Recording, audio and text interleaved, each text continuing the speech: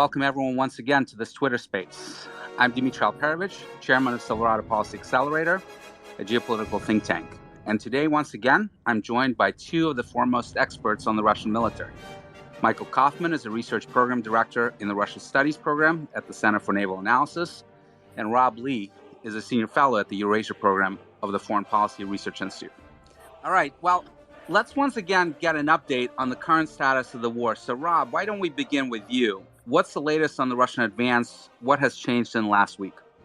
So over the last week, I'd say the situation of the advance hasn't changed that much. As we know, Russia's had more success in the south, but in the southwest portion, the city of Mykolaiv is still being held by Ukrainian forces. They've clearly had some success, posted a couple of videos of destroying or capturing a VDV D-30 artillery battalion, a number of other kind of vehicles they've captured or ambushed in that area. So far, we haven't seen a move towards Zaporizhzhia yet, although that's probably likely at some point. And then in Mariupol, Ukrainian forces there continue to hold out, even though they've been surrounded. Obviously, been quite a heavy bombardment. There was that bombardment of a maternity ward or hospital a few days ago.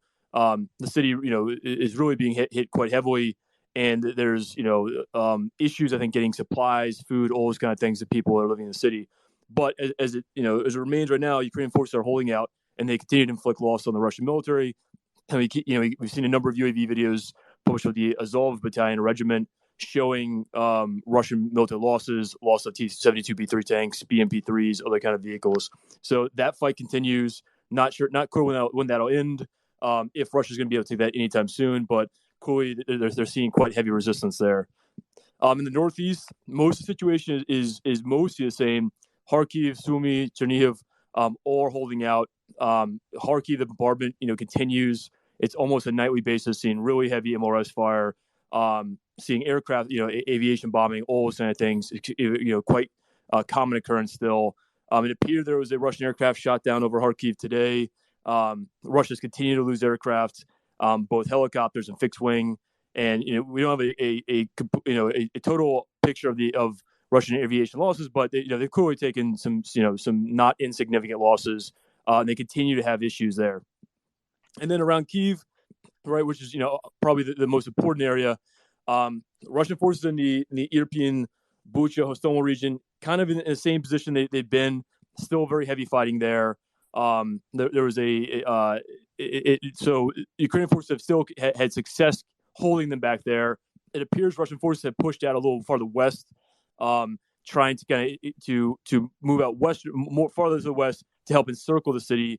But still in that area, Ukrainian forces are holding out and being quite successful from everything you can tell. Some of the small towns to the northwest of Kyiv have really been devastated. A lot of destruction. A lot of towns have been, mostly wiped off the map at this point. But ultimately, Ukrainian forces continue to hold there. And then to the east, Russian forces might be the most significant advance of the last week. Russian forces have moved closer to the eastern outskirts of Kyiv. It looks like it's mostly 90th Tank Division, 41st Combined Arms Army from the Central Military District. Those coming from the northern part, and that's the same army that allegedly lost two generals. In the first two weeks of the conflict. There's that really dramatic UAV footage posted, I think it's 2-3 days ago, from Bravary showing a Russian armored column. I think it was a 6th Tank Regiment getting struck by our Ukrainian artillery fire, Ukrainian, I think, tank fire, and some questionable tactics at that point. There's also some footage of a very close-in ambush with anti-tank systems in that general area. So it's clear that Russia's trying to advance in that part as well. They're clearly trying to encircle Kyiv from both the west and the east, and yet Ukrainian forces are having success holding them back in both areas. And so it's still a bit of a question of when can Russian forces take the suburbs around Kyiv and try to encircle it.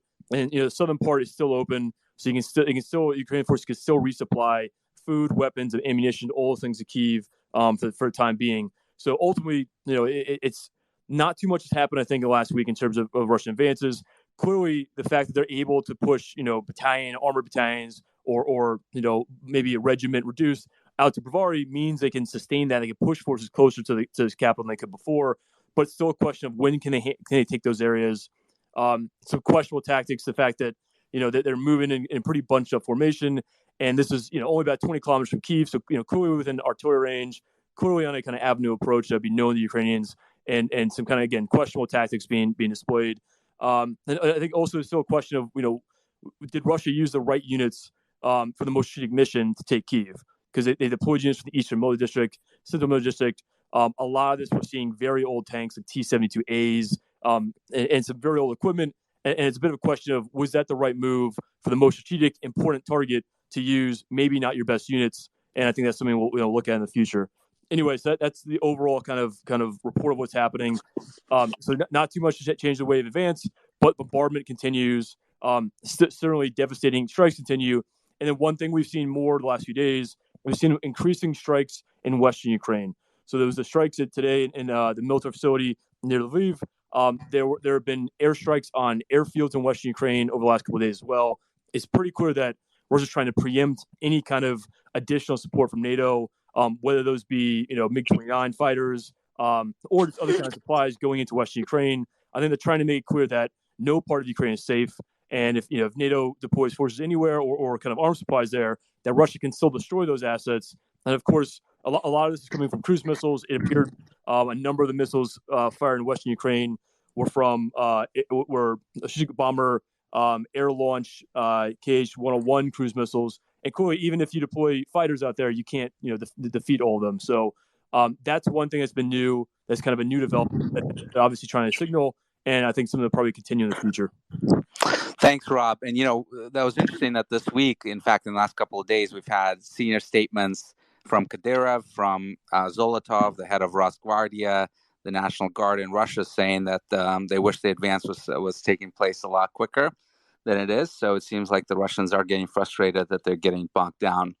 But, I want to get back to this tank ambush that you mentioned, Rob, because that was a really stunning video that showed up at the beginning of the week of this tank column from the 6th Regiment trying to get into Kyiv and getting ambushed on the road in Brovary. And Mike, I want to go to you on this because we talked last week a lot about all the problems that the Russians have had, the morale issues, the problems with their assessments of Ukraine and the concept of operations being bad and problems with logistics and everything else. But I do wonder if there's more fundamental issues that we're not paying as much attention to. And I know you just posted a Twitter thread a few hours ago about how the Russians may not be 12 feet tall, but they're not 4 feet tall either. And I want to challenge you on this. And I'll tell you, I was having a conversation with General Petraeus, who, of course, ran the commanded the 101st Airborne during the invasion of Iraq. And when he was looking at that video, he was just shocked that you would have tanks being ambushed by artillery that way with no recon, no protection. And I was talking to another Marine infantry officer who literally told me he had heart palpitations looking at that video because it just goes against the most basic things that you're trying to do in armor infantry, that you don't bunch up the tanks that close together. You don't put your lead command vehicle out front. He said, it's drilled into you in basic that when you stop, you immediately get out, you establish a perimeter. They weren't doing any of that. And that's not planning. That's not logistics. That is some basic training that seems to be lacking in the Russian military. And I wonder if you had a comment on that. Are we seeing real major problems with some very basic tactics and training? I think they have some challenges for sure in fundamentals, but 2 points I want to make here. Actually, maybe 3. First, okay, there are a lot of anecdotes, right, that from which we see that they've not done nearly as well on aspects of how they execute missions, how they organize for them. We've also seen pretty significant adjustments within the first week and a half. Second, there are things that the Russian military does that are different from the United States. Okay, I know that may be foreign sometimes to our culture, that actually people do certain things differently. For example, in Russian military, commanders typically lead from the front. The unit goes as the commander. They have very small planning staffs. And that's why often their commanders, including senior commanders, are likely to get killed on the battlefield. Their commanders are likely to go and recon and survey the battlefield in person, much more so towards the front line as well. It's just a slightly different command culture and structure. Okay, that specific episode. Dmitry, I'd be very careful generalizing from that specific episode. So that was a battalion tactical group that clearly had mustered and deployed along a large road. and they had a combined arms mix of forces with them. And their failure was that they had failed to do reconnaissance, and they did not suspect that they were within range of Ukraine artillery. And that's a mistake I've seen them make throughout in this campaign so far in the last 2 weeks. Their reconnaissance has been pretty bad. Early on, they weren't doing convoy escorts. They started to pick that up significantly. They were first operating in small detachments and then started to operate in much more defensible groups. But still, they're being faced by a pretty smart Ukrainian resistance that's forcing them to fight and organize very differently than the way they typically train and fight, right? So I made a post saying that Russian military may, for local wars, generate in battalion tactical groups, but in actuality, in this war, you see them using BTGs as a form of organization to sort of drive around and mobilize, and that's what they were probably trying to do to gather forces. But in general, they have only small engagements, sort of squad-sized fights. Their main enemy is a Ukrainian squad-sized ambush team with anti-tank weapons. They have very few sizable weapons. There's no battalion engagements really in this war, right? And I'm sure that's probably for the Russian military really frustrating them, right? They can't meet an opponent in the field. They can't use their mass. If they concentrate their fires, then they're going to have a hard time actually hitting much of anything because the opponent isn't concentrated. On the basics, I think the big issues where I was surprised that they spent a lot on procurement modernization, and they clearly skimped a lot more on maintenance and sustainment. And on logistics, it's very much a mixed bag. It's actually a different war, depending on where you look, in the north, east, and south. I probably have slight differences with Rob and his interpretation of the battle map in the last week. I don't think necessarily the war is going nearly... What's your view? Well, my view is the war is not quite going quite as well. I would say that Russian forces are clearly fanning out to encircle Kiev, both in the west and in the east, and cutting off major arteries. Second, they are trying to cut down towards Izum from the northeast, which is, southeast of Kharkiv. And they're trying to push up from Melitopol in the south, essentially to envelop the bulk of Ukrainian forces in the JFO, the Joint Force Operation of Donbass, right? And they are compressing them slowly. Those are pitched battles, but you can kind of get a gist of their plan and their vision. They are trying to proceed with a fairly large envelopment. And to me, that situation looks a bit precarious. And in the west, they have already half encircled Mykolaiv and are trying to push west of it towards the Odessa. I don't think they necessarily have the forces for that push, but it is a significant development. They're clearly not going to fight for the city. They're going around to envelop it and already more than halfway around it. And they're also trying to find another vector northeast towards Kryvyi Rih, but maybe to actually cut some of the ground lines of communications west of the Dnieper River. In the south, they, of course, have rail access, and they can hub out Kherson and Melitopol, so they're able to project power much faster from there. In the northeast, their advance was, very fitful, but very sizable, given they don't have rail access for logistics and they have to truck a lot. So long story short is, Russian forces are taking a lot of casualties in terms of manpower and material, and it's costing them, but they're actually advancing very differently in this past week. They're being more methodical. They're taking a lot more towns and clearing them, try to secure the routes for their convoys, and they're not pushing it nearly as fast. They're not being reckless, not trying to do thunder runs and some of the wild things that we saw in the first 2 weeks of the war. So, long story short, yes, they have problems with basics and fundamentals. I raised big questions about, which lessons are going to be generalizable from this and which ones are going to be context specific. There's a lot of aspects about this war where there are both things where I'm surprised and also things I see the Russian military fighting in a way very different from the way it's set up in terms of, the way train, fight, concepts of operations, and initial strategy going into this conflict. And I'm sure there's things that, people in the U.S. military would look at and say, hey, I mean, this just looks terrible. U.S. forces wouldn't fight that way.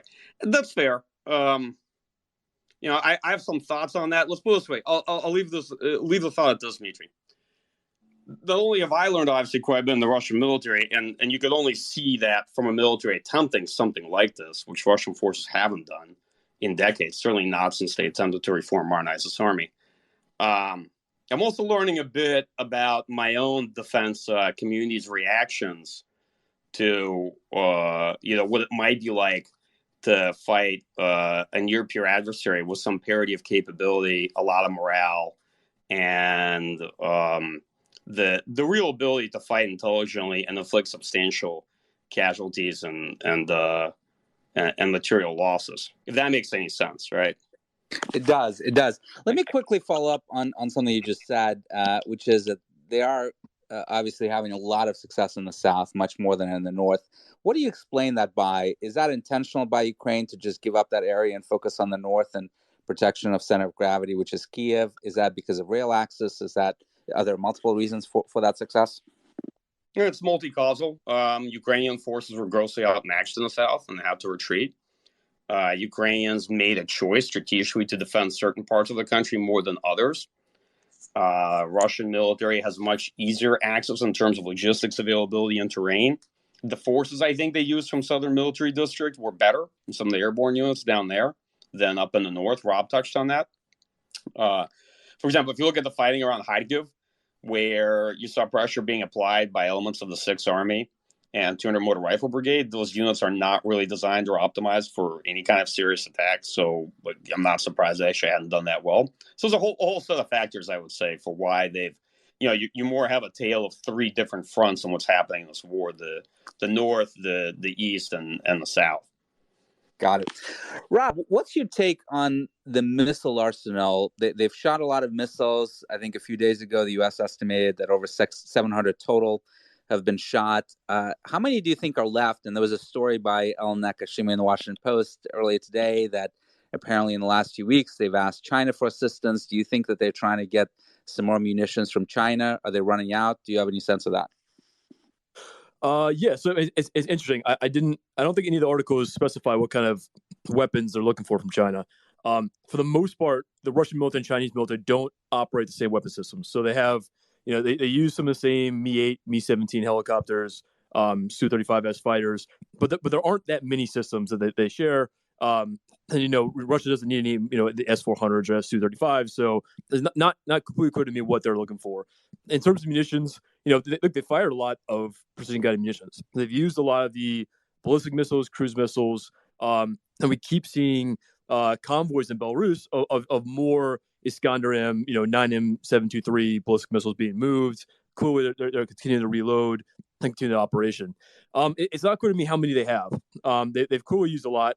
We knew in the beginning they had much fewer than, say, what the U.S. or NATO has, and that was going to be a limitation. But, they're trying to demonstrate that they can still hit targets in Western Ukraine, even if they can't fly over there, right? And so, it seems pretty clear to me that Ukraine still has stronger air defenses in the western part of the country. That's probably why Russian Air Force is not flying over there that much, and why they're choosing instead to use, Iskander-M systems or Calibers or KH-101s. So clearly they're trying to demonstrate that continue that if they can continue to strike targets out there, even if we try and say there's a no-fly zone. It's like, okay, well, they can still fire cruise missiles. It doesn't really solve the situation completely. But it is a question of when will they start running out of these munitions. China doesn't have these, right? China does not have calibers. They don't have these same kind of systems. They don't have the Iskander-M. So it's not clear to me what China would provide in that regard, or if it would be. Could they have the Caliber missiles, right? And they have obviously the Grad and the Smersh rockets. So could it be resupply of that? So they have some of the MLR systems, but Russia should have plenty of stockpiles of those kind of dumb munitions. So when we're talking about precision guided munitions, there are very few that China has that I think that Russia is employing right now that they would need, I think, and maybe Mike has some other ideas. We've seen more recently some other kind of precision munitions being used. So the Russian MODs posted videos of Krasnopol, laser guided 152 millimeter artillery rounds being used, which they use heavily in Syria. We saw the first photos of a coup loitering munition being used in Kyiv. They've tested loitering munitions pretty heavily in Syria as well, but they don't have that many of them in service. So they're trying to use those systems as well, but it's not clear to me what they would need from China. But again, maybe Mike knows better than this than I do. Mike, any thoughts? Is it drones, maybe? I don't like being in a speculation business, so right now there's not much to go on. I'd suspect if there's things they need, it's more technology components like chips, which actually be hard to get them as much from China, since we know that some of the main ones are made in Taiwan. But maybe they're looking for things they can backfill. This war is going to put Russia behind by several years at least of procurement, and maybe they're running low on some basic stockpiles of munitions. Okay, makes sense. When do you have any thoughts on the envelopment of forces in the Donbass? Do they actually have enough forces to execute that mission? Ukrainians obviously have quite a few forces in that area. It's a huge area. Do you think they're capable of it? That's to Mike. No, potential, yeah. Look, one of the challenges is that we're dealing with a fog of war. We don't actually know the state of the Ukrainian forces, and it's not that easy to tell how aspects of this fight are going. So whether or not they can envelop them, they're certainly trying to apply the pressure and trying to push out from both the south and the northeast to make it a pocket or maybe a series of pockets. And attrition takes its toll, right? Like Russian forces have lost a lot in manpower and material. Ukrainian forces, at least from what one can tell, have lost less, but they've lost a significant percentage as a share of what they have available in total, if that makes sense. So those losses count as well. Makes sense. Back to the equipment, and Rob, maybe you can take this one. I did the math early in the week, and I think it still mostly holds that from all of the videos that people have aggregated of equipment destruction and abandonment by the Russian forces, it appears that over 60% was either abandoned or actually captured by the Ukrainian forces, which to me was just an incredibly high number. Obviously, we don't know what we don't know, and the Ukrainians may not be taking pictures of the totally destroyed equipment. But nevertheless, I just thought that it was a remarkably interesting statistics. Do you have any thoughts on how real it is and what might explain it, Rob? Sure. So, it's obviously all this is recorded by the Oryx blog. One thing to keep in mind, right, is that it's the observable things that we've seen lost between Russia and Ukraine. You can't really compare them because we're going to see more evidence of Russian loss than we will of Ukrainian losses, because it's more likely Ukrainian citizens will post it. It's more likely Ukrainian soldiers will post that stuff.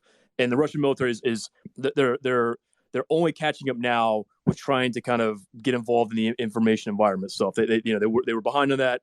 The Russian MOD only set up a Telegram channel on March 5th, right? So they weren't prepared for this, and they're only catching up now. So it's one thing to keep in mind is that we're not getting the full idea of the losses and what it means. I think we're seeing more abandoned equipment in the beginning. There's still images being posted now of things that are abandoned. Not always clear if this is new equipment that's been lost or old stuff that's been lost. But I think one of the issues that Russia's had was they went in with very heavy units into Ukraine, and certainly when you're gonna fight against armor or mechanized infantry, it makes sense to have tank battalions. That's quite useful. But in a lot of cases, they went in with a heavier force than what was required or useful for the situation. And so tanks require a lot more fuel. They require a lot more maintenance, spare parts, all those kind of things, the wheeled vehicles. And so they're much more logistics kind of heavy. And they have much greater requirements. And so a lot of the logistics problems we've had and seeing kind of vehicles that have been broken down, it's like, well, it's mostly, a lot of them are tracked vehicles, right? We're not seeing as many wheeled vehicles get lost or abandoned. And it's not surprising that it'd be harder to kind of support logistically those kind of units. And so part of the issue is that when you're in areas of Ukraine where there isn't maybe a heavy Ukrainian, armor presence, well, it's not that useful to have tank units or really heavy units. It's more useful to have lighter units that are better for a, maybe kind of more kind of insurgency environment than what they're actually facing. I think that's one of the problems they've had is they went in with a very, a force, and we already noticed that the Russian military has a lot more fires, to maneuver units than, say, NATO militaries do. And so part of the problem is that the force they invaded Ukraine with was well designed to fight a conventional fight. It's not very well designed to fight an unconventional fight. In a lot of parts of Ukraine, that's what they're facing, and that's why they're having a lot of problems. And, if you're one or two tanks, or even it's a tank platoon driving around by yourself, and you don't have infantry with you, you're quite vulnerable depending on where you are. And you can see, the Ukrainian territorial defense units are having a lot of success going after those kind of vulnerabilities. It's clear they're focusing on like fuel convoys, which are not prepared to fight or handle kind of any kind of insurgency. And so having a lot of those issues, I think that's one of the problems that the equipment and the type of forces that they invaded Ukraine were not necessarily perfectly designed for the threat they're actually facing. Certainly something that a lot of militaries tend to make mistakes about. There's a lot of discussion in the last week and a half about the potential for use of nuclear weapons by Russia. A lot of serious people are bringing this up as a real possibility. I'm not in that camp. I don't think that Vladimir Putin would use nuclear weapons unless he believes that Russia and his regime is threatened. And it doesn't seem to me that there's a need to use them in Ukraine. Mike, do you share my assessments of that's just not a realistic possibility? I mean, depends on the conditions. So if we localize the conversation to Ukraine, no, but it also depends what happens. So, for example, I am worried about some of the trend lines and escalation dynamics between us and Russia writ large. There's going to be Russian retaliation for our sanctions, and it will be asymmetric because we can't retaliate with effective sanctions of their own as much, and we don't know what road that's going to take us down on. But then there's a more significant question. It also depends on what we do, because you can't sort of ask this question in a vacuum. In general, yeah, I think not. I think the likelihood is low. I'm not so sure if the folks that are arguing for things like a no-fly zone actually succeed, because I do see that as a sort of a de facto declaration of war. Then we're in a very different conversation. Absolutely, yes. And I should have clarified that if there's a war between U.S. and Russia, or NATO and Russia, then everything is potentially on the table. But aside from that, Vladimir Putin does not need nuclear weapons to win this conflict in Ukraine, right? No, and here's the truth, at least about what I think. I am skeptical that they can achieve their original political objectives in Ukraine. I think those are out the window. I think they're revising their war aims and what victory actually means. I think at this point, what they're going to achieve is a lot less, right? That's my view, and they're not going to be able to achieve the original maximalist war aims of sort of regime change and installing a pro-Russian government in Ukraine and controlling the state that way.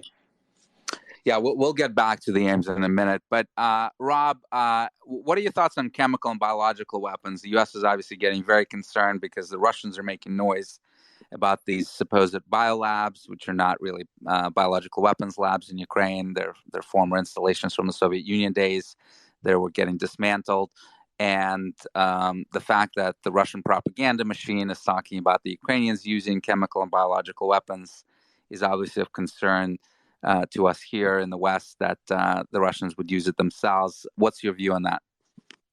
Sure. So the Russian kind of propaganda lines about these facilities in Ukraine or Georgia, they've mentioned for years, right? And they're not really based on any kind of serious information. It's just a way of kind of, I think, deflecting. So it's not surprising they're mentioning those now. They're going to throw up basically anything they can propaganda-wise to kind of justify what they're doing, which obviously, they're losing the information kind of side of this, and they know that.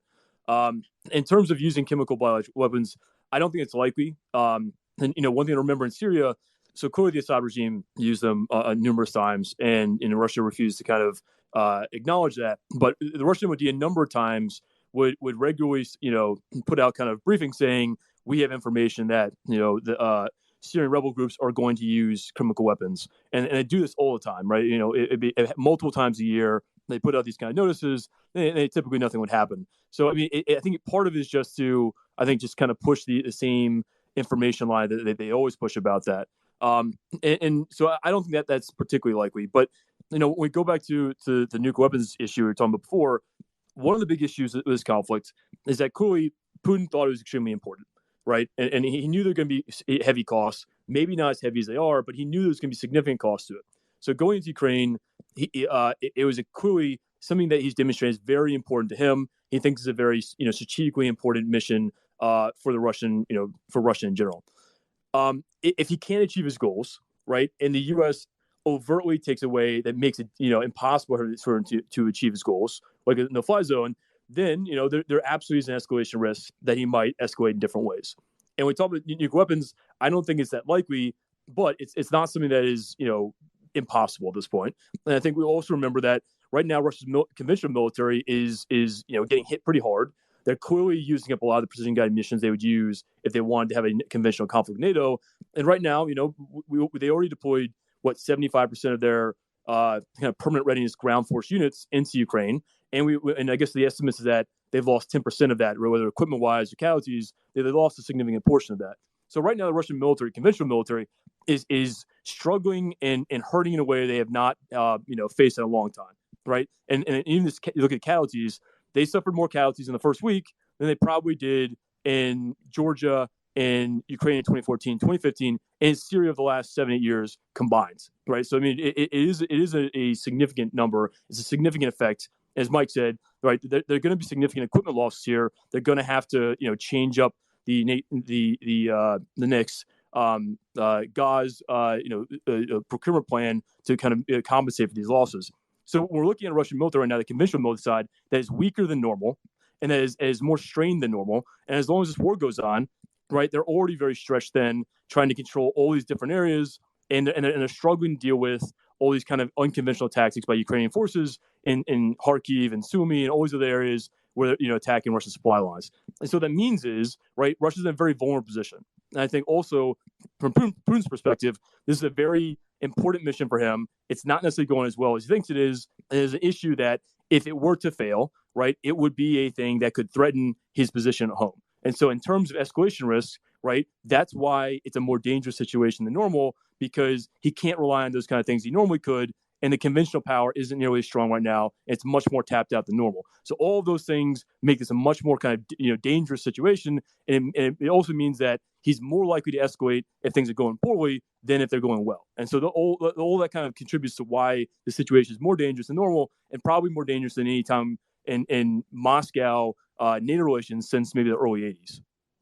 That's a great point. And by the way, two things there. The people that are calling for the no-fly zone, as Mike mentioned, are potentially causing a massive escalation here that, if we were to implement that no-fly zone, we would end up in a war with Russia that could result in the use of nuclear weapons. But the other point is, that I think is also important to point out, is that people that think that Ukraine is just step one and that he's about to invade Poland or Romania or the Baltics, perhaps are not appreciating that with the Russian military struggling as much as they are right now in Ukraine. I don't think they're in a position to invade anyone else at the moment and pick up any new fights, and would need quite a bit of reinforcements to compensate for the losses that they've encountered. All right, for those that are joining us, this is Dmitry Alperovich, chairman of Silverado Policy Accelerator, and I'm with Mike Kaufman of the Center for Naval Analysis and Rob Lee of the Foreign Policy Research Institute. Let's talk a little bit about effectiveness of units. Mike, what is your view with all the casualties that Rob was just talking about that they're incurring across the board, including very senior casualties? Do you think that most of the units that they are operating are still quite effective, or are we starting to see real degradation of those BTGs? I think they've lost some BTGs, and particularly the areas that they got badly mauled, like around Kharkiv. On the whole, though, given the way this actual war is being fought, not nearly as much. So, for example, if you have a BTG and it's a cohesive force and it's engaging other formations, let's say in the field, and it takes substantial losses, right, it can really lose its cohesiveness and its ability to act.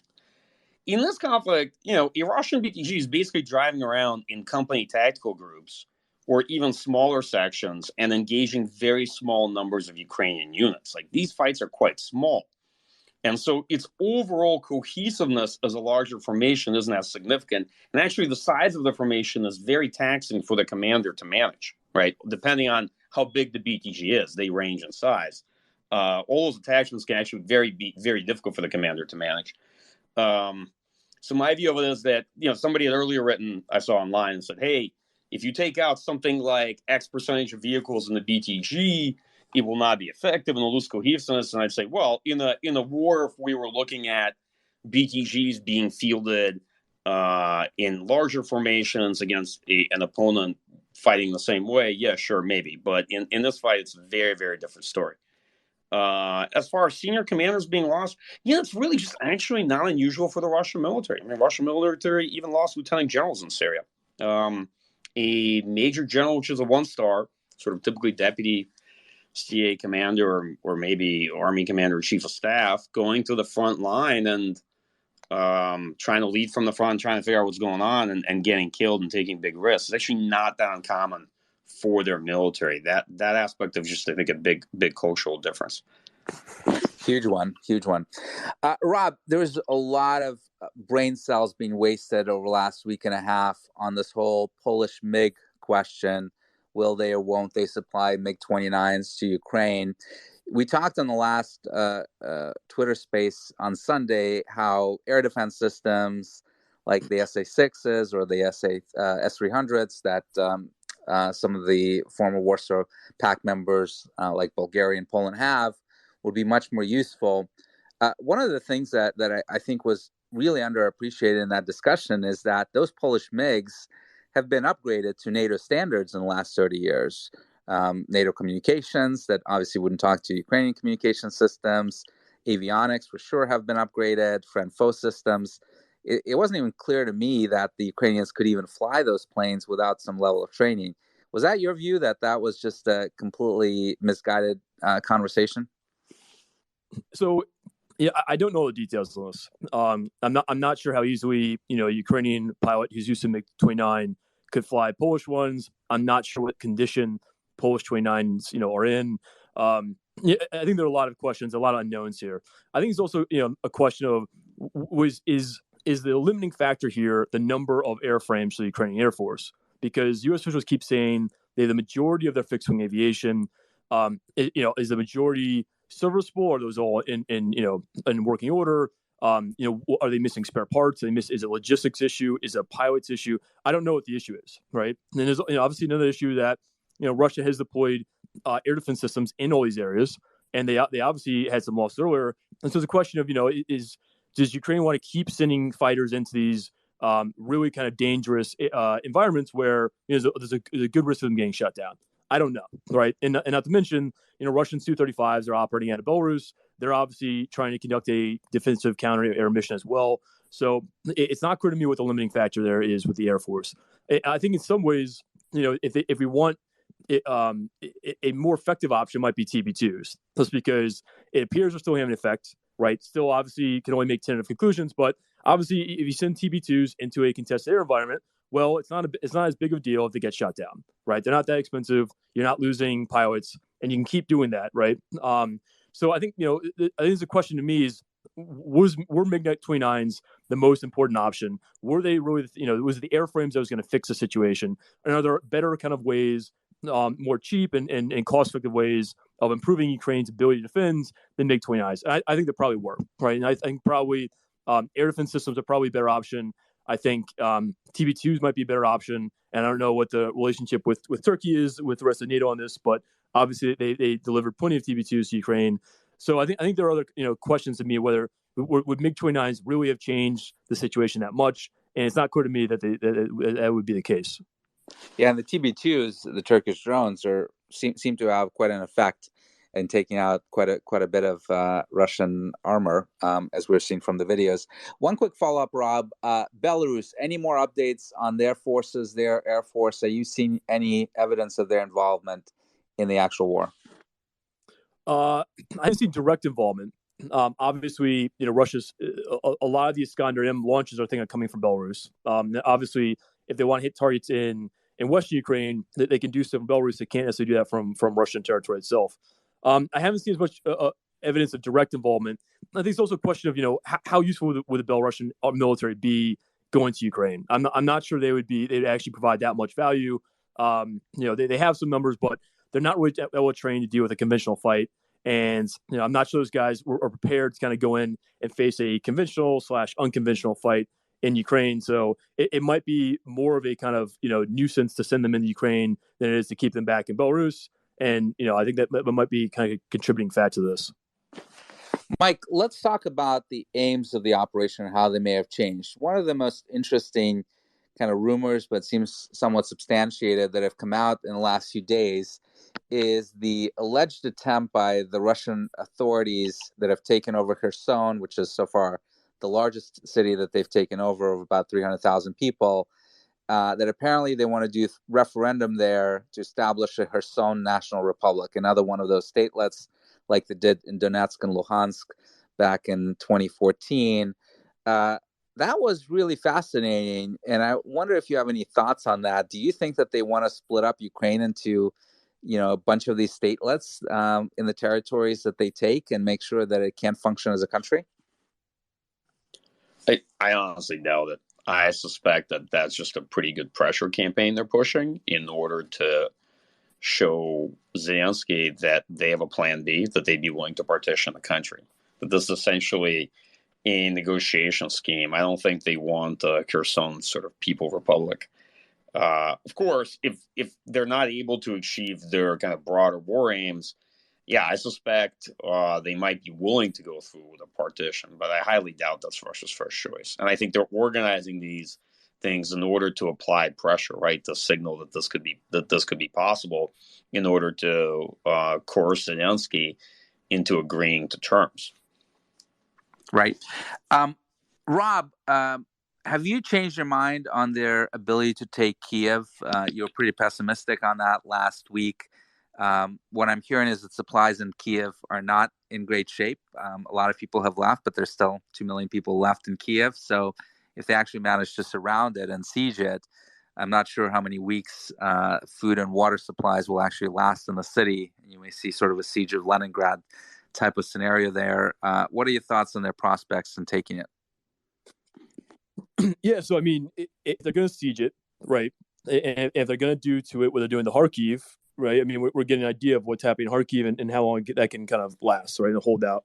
The limiting factor for Ukraine might be, as you said, supplies, right, food, water, all those other kind of things. We know Russian forces have been hitting infrastructure targets, right, and it's not by surprise. So I mean, again, it's really hard to predict this because it's a little difficult to predict when they're going to be able to fully encircle the city. Right, it's taking them some time, and Ukrainian forces are doing a good job of holding back Russian forces on the outskirts. Now, obviously, we're talking about multiple Russian armies here, so they should have the ability to encircle the city at some point. Right, just might take more time, and obviously, all these bridges are getting blown up. That just means it takes more time for Russian forces to move around. Delaying kind of an inevitability there. In terms of taking the city, it's really hard to predict. Ultimately, as Mike was saying, I think what Russia's trying to do right now is they're trying to compel Zelensky to make concessions, right? And they're probably pulling back their kind of maximalist political goals from regime change and installing someone who can kind of run Ukraine to something more limited but still significant, right? And we still see quite strong demands coming from Russian officials, but at least they're more focused on acknowledging, recognizing Crimea and the Donbass, and then saying we're not going to join NATO, we're going to demilitarize, things of that nature. I'm not sure if all of those things will apply, but a lot of it depends on Russia's still progressing, they're still taking territory, and it's a question of if they can fully besiege Kyiv, right? They might kind of once again make those demands, say, all right, do these things, and this is how we stop from leveling the city. If they decide to go in the city, right, it's going to take time, and it's not clear to me how they'll end up. Ultimately, Russia's already taken pretty heavy casualties, right? Every week this goes on, they're taking more casualties from ambushes and things behind the lines and Kharkiv and Sumy and all these other kind of areas. And so, no matter what the front line tells you on these maps, well, Russians are still taking casualties behind those kind of lines, right? And that's why one of those maps are a bit, maybe misleading depending on how you read them.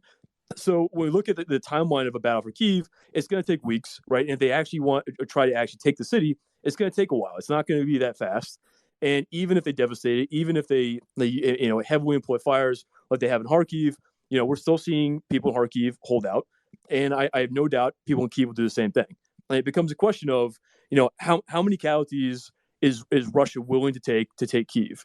And ultimately, it'll be a very bloody affair for them. It's going to take time. And I'm not sure. Right? I think it's a hard thing to kind of predict at this point. But at a minimum, it's going to take several weeks to do so. Several more weeks of this war means, thousands of more Russian soldiers are going to get killed, right? And that means sanctions back and all the other economic disruptions back in Russia are going to start having more an effect.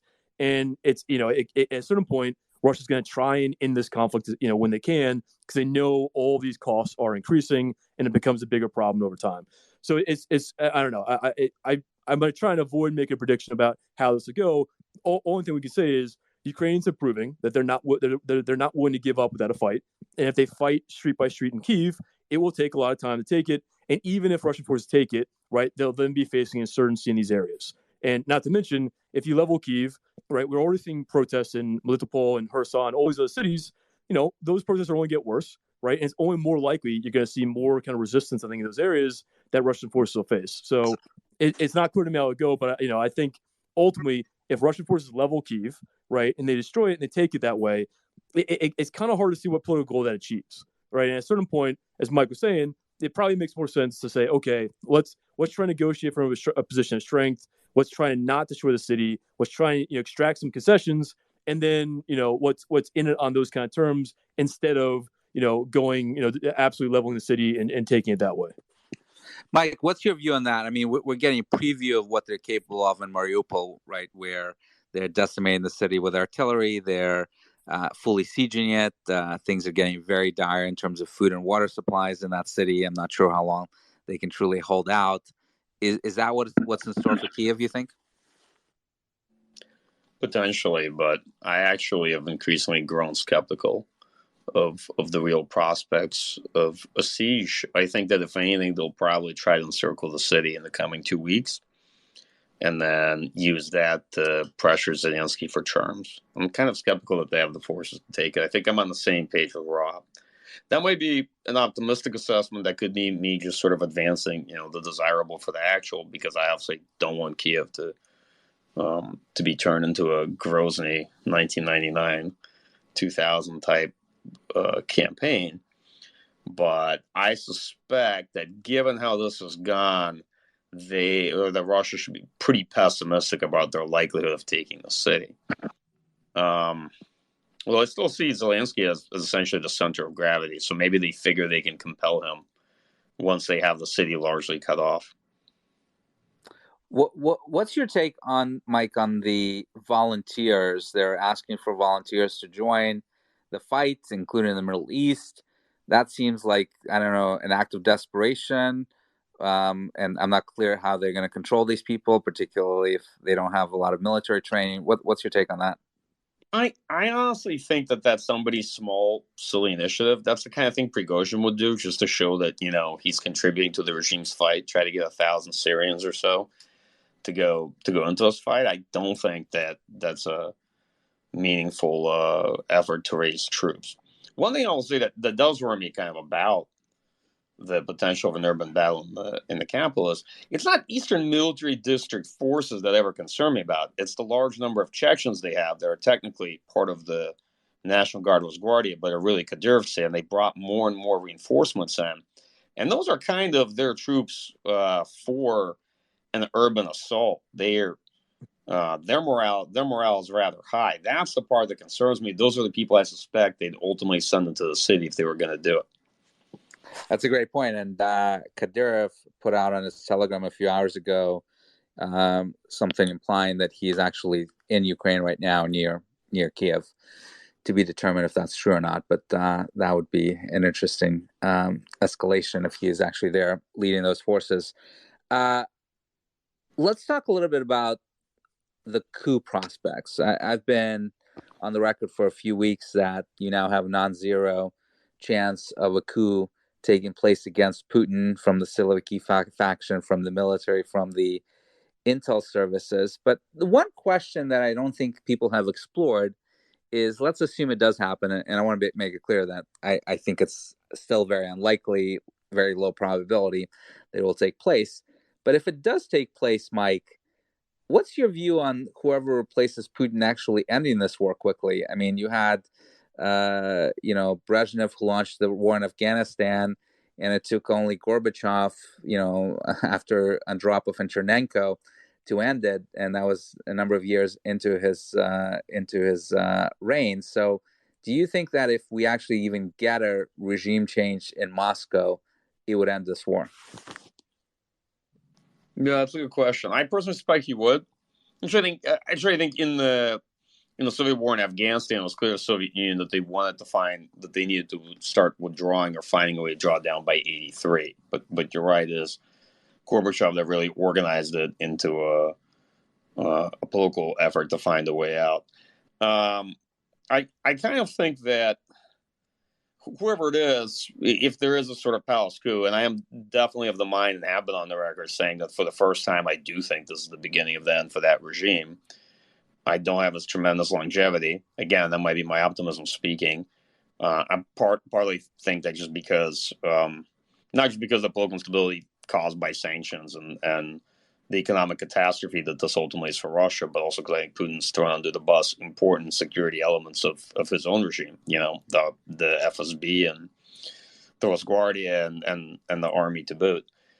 But whether or not somebody's going to want to end the war, to me, I think all the incentives are there. And one of the biggest reasons why is this is really Putin's war. I mean, I almost feel, looking at how it's gone down and how it's been prosecuted, it's not even the Russian military's war as much. They're fighting it, but so many troops were sort of pushed into this, I think, under false pretenses. And the entire concept of operation is sort of this, was more of a raid than a large-scale military operation. I think only Putin really believed that within 3 days he could somehow get troops into Kiev and get Zelensky to surrender. The entire thing was a botched attempt at quick regime change that the Russian military's tried to now cobble into a serious war effort that's still tremendously unimpressive. Anyway, those are my thoughts on the subject. Great. Rob, any thoughts on that? The prospects for a coup in Moscow and whether it would end the war? So it's hard to predict, right? I do think, Putin has set off a kind of, by going to this war, right? Obviously, you can decide when to start a war. It's hard to decide how that war ends, if it will end on your terms, so on. Right? It's always a risky thing, and that's why I thought it was just a very, strategically very, it was a blunder. I think one of the interesting things is, I'm not going to predict whether a coup will happen. I do think that, obviously, Putin has kind of prepared society in Russia to make it difficult to protest. He's obviously, put many of the opposition figures either in jail or in exile. He's made it difficult for independent media to operate, and especially now, it's basically over. And obviously, it seems as though there are plenty of Russians who support this war. Probably a majority. I don't know if we can get a good figure, but it's clearly a sizable number. One thing that's interesting, this is a bit of a tangent here, is that when we talk about the role of Chechens, that they're clearly playing a large role. They've clearly deployed a lot of Chechens to this war, and more so than any other unit, they are posting a lot more videos on social media. Right, Kadyrov's posting this. These guys are taking selfies all the time, and they're making a big deal about this. It's hard to say, how significant a role they're playing, but they're clearly being deployed in larger numbers, right, than most of the kind of units or from other kind of regions. I think it's going to be a really interesting thing to see afterwards about the role it has on kind of the domestic situation in Russia, where it's always going to be a question, once Putin leaves, will Kadyrov be loyal to the next guy, right? Or will he kind of assert more of his own position? And I think right now, if Chechens, continue to take kind of heavy casualties, if they continue to be seen as taking a more key role in this war, I think there's every reason to suspect Kadyrov will say, I want more of a role, and especially whenever Putin goes, that I'm not going to be necessarily loyal to anyone who comes afterwards, and I might become more of a kind of problem for them. So I think that this is going to be another kind of issue in terms of domestic politics that's going to rear its head even more so depending on how this war goes. But either way, it's clear that Chechens are playing a key role, and I think that's going to affect the power dynamic between Moscow and Grozny in the future. That's a fascinating point because Kadyrov already is barely controllable and can do pretty much whatever he wants, even in Moscow. And that's a great point that if Putin is gone, who will be able to actually keep this guy in line. What do you guys expect? Let's go to Mike first and then to Rob over the next week. Obviously, not a lot has changed this week, although they have made some progress, as Mike pointed out. What do you expect to see happen next week, this coming week? Mike?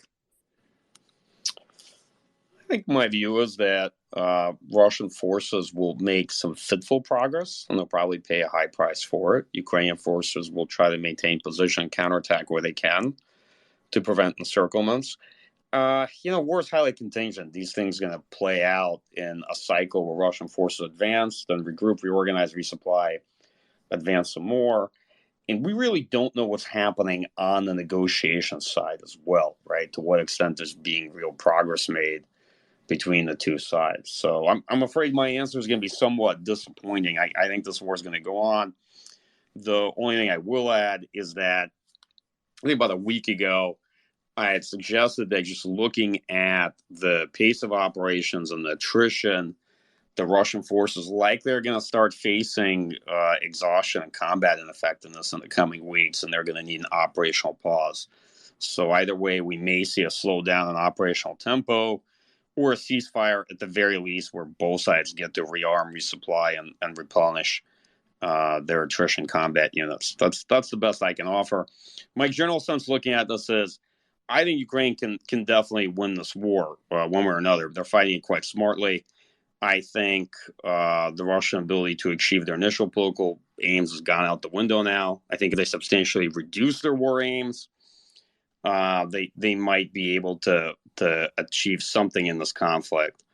As for the rest, I sort of reserve judgment, Mitri. I'll just go back on what you asked me originally early on, which is that how do we assess the Russian military based on this? And I'll say I'm going to reserve judgment until the war is over. There's a lot we still don't know. There's a lot we don't know between, whether that military is rotten all the way from the feet, or if it's mostly the plan and lack of organization that drove this debacle of intervention and tragic war.